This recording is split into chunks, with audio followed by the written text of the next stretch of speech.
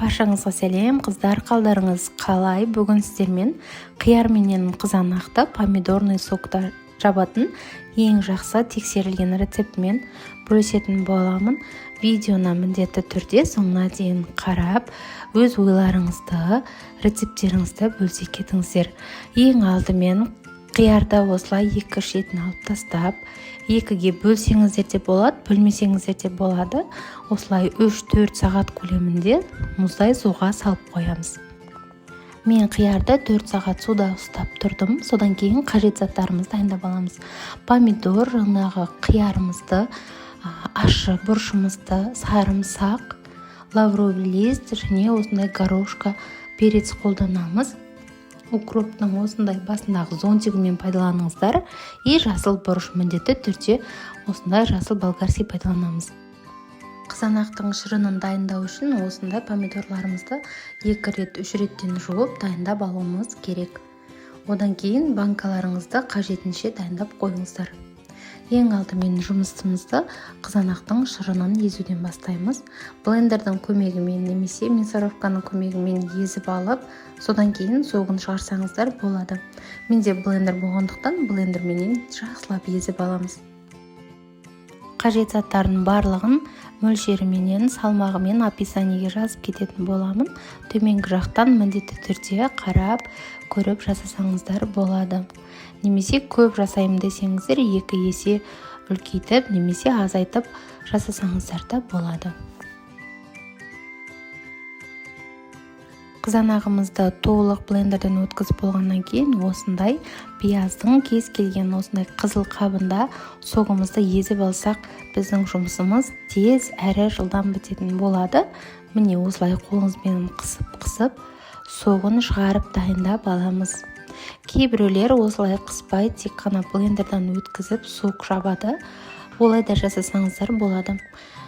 Міне біздің согымыз дайын, тек қана таза сок. Енді біз оны үлкен осындай ыдысқа құйып аламыз.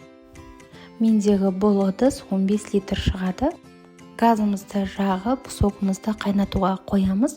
Одан кейін крышкаларыңызды осылай 3-4 минут көлемде қайнатып алып, банкаларымызды стерилдауды бастаймыз. Стерилденген банкамыздың түбіне бір дана ащы қызыл бұрышымызды салып жібереміз. Кішілеу болса 7-8 дана сарымсақ, үлкен болса 4-5 сарымсақ жетеді. Одан кейін түйіршіктелген қара бұрышымызды, лавровый листімізді, зонтигі бар укропты, қиярымызды, осындай жасыл перецімізді салып, рет-ретімен салып ала береміз.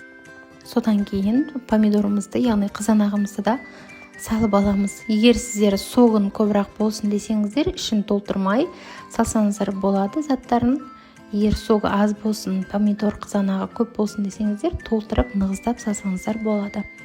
Осылай реттілікпенен заттарымызды барлығын банкаларға жайғастырып аламыз.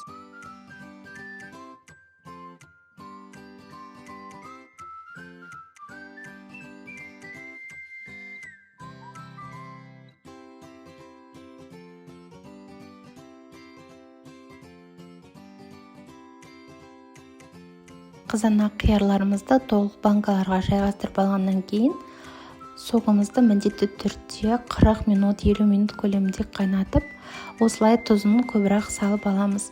Банканың ішіне тұз салмағандықтан тұзын кішкене басымдау етіп салсаңыздар, сол кезде дәмі өте керемет болып шығады.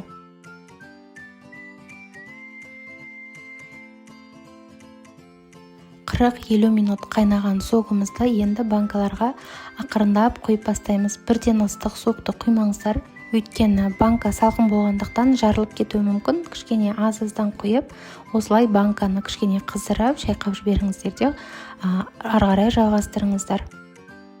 Стерилденген крышкаларымызды бетіне жауып қойып қоямыз. Осылай барлық банкаға жаймен ақырындап согымызды құйып аламыз.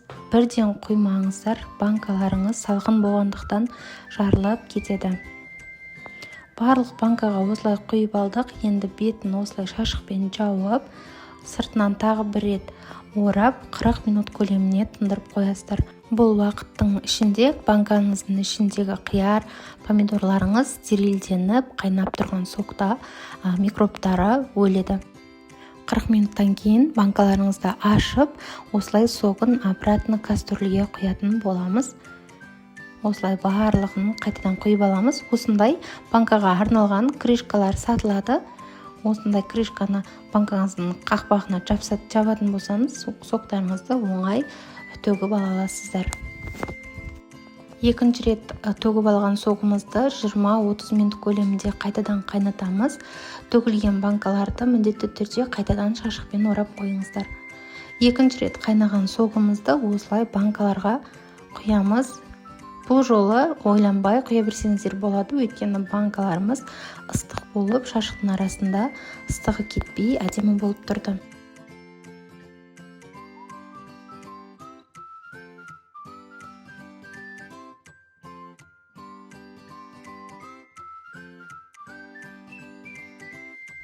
Сокты 2 рет қайнатып, банкаларымызды жауып тастасақ болады, немесе өзіңізге сенімсіз болатын болсаңыз, 3 рет қайнатып жапсаңыздар да болады.